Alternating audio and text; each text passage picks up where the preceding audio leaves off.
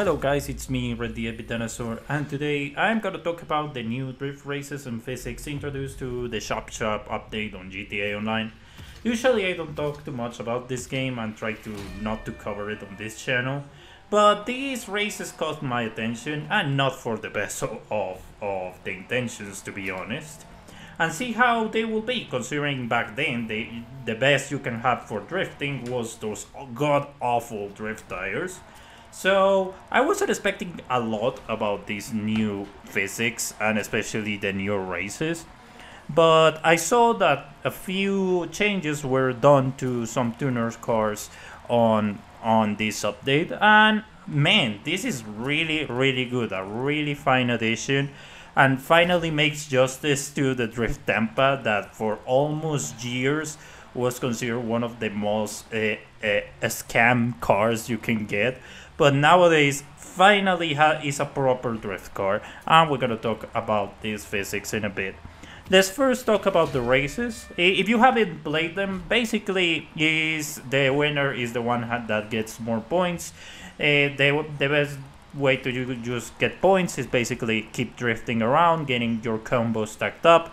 That is up to 5x. So that's the best way to win a drift race. It doesn't matter if you're on first, third, or last place. As long as you get more points, that's the way you win. What more we can talk?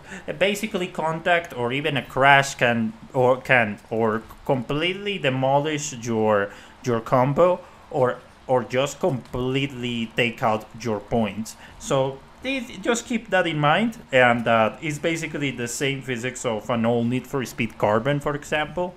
That is basically just be very mindful of your surroundings, especially in a drift race, because you don't want to lose that combo. That's like the important thing here. The layouts of the races are pretty stunning, like the airport and the Vinewood Hills layouts are my favorites, with a special mention of the dockyards are really good layouts for drifting. But the one of the beach is the one that is less amazing, to call it that way. All of them are good, but the beach one is a bit of a it could be better, you know. But again, the layout is what it makes them really good. They are really good to just, you know, keep stacking your combo to put the new physics of drifting to the test and to the task, to call it that way.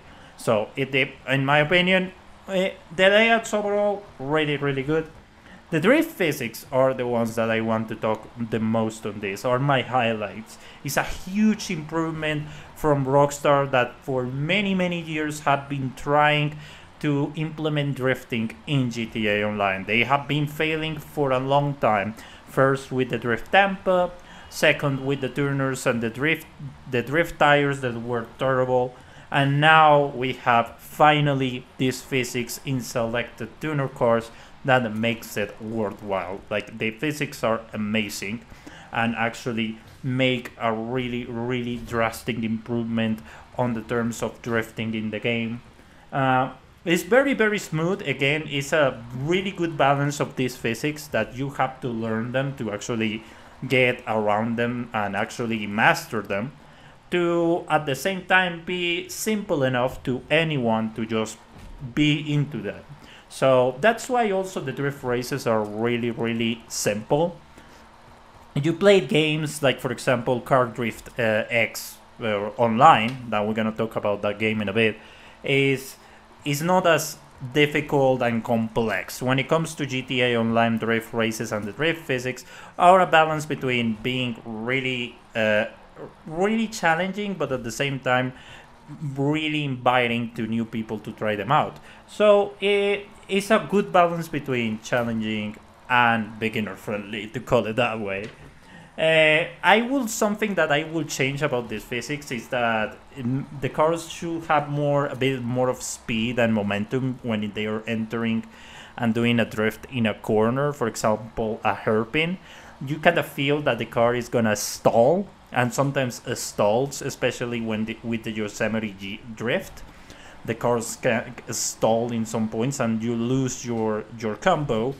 So that's like the only change, that the cars will get a bit more of power in this entering the corner and trying to do it on hairpins or really difficult turns. That would be like the only thing that I would change. But overall, it's really, really good. To compare how these physics and how good they are, I'm gonna put them besides two games. First, the drift mode on the Crew 2, that it has been also in started as in a really, really rocky state, but nowadays it's pretty decent. So you can see how smooth GTA Online drifting is compared to the Crew 2. And if you want like a really, really good example of how proper these drift physics are, let's put it besides Need for Speed Heat. That is by far the worst drift physics you can get in any racing video game so far. Keep in mind, I didn't put Gran Turismo 7 or Forza Horizon or Forza Motorsport, because when it comes to that, usually the users tune their cars to actually make them drift very well. So that's why I don't put them on this video.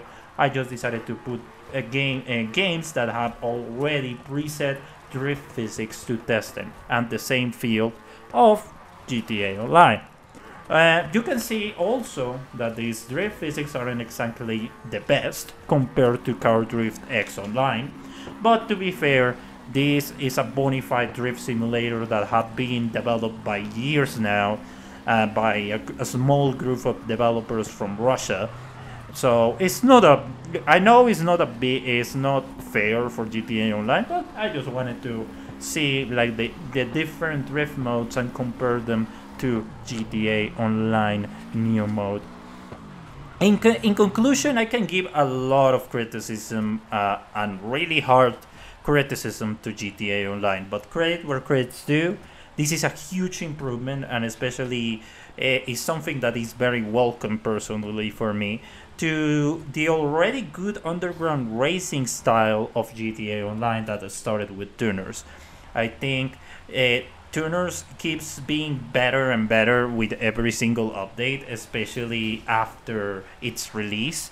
It's a huge change, and it speaks volumes of how good it for Rockstar is to release this update, and how much doors have been opened in terms of racing and underground racing to them. Something that I also wanted to add is like with such big of development, like it's surprising that there is almost sort of a midnight club vibe to GTA Online. Like if you put all these development of races starting with the tuners update, and all the pursuit races, the street races, and a few other ones, you can actually get a really, really good mini midnight club. That is something that Rockstar has been forgotten by years now.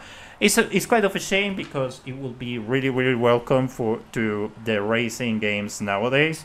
Have something that is like old school, like Midnight Club, but at least I'm glad that again Rockstar is kind of making a huge homage with all these improvements on racing and street racing on GTA Online.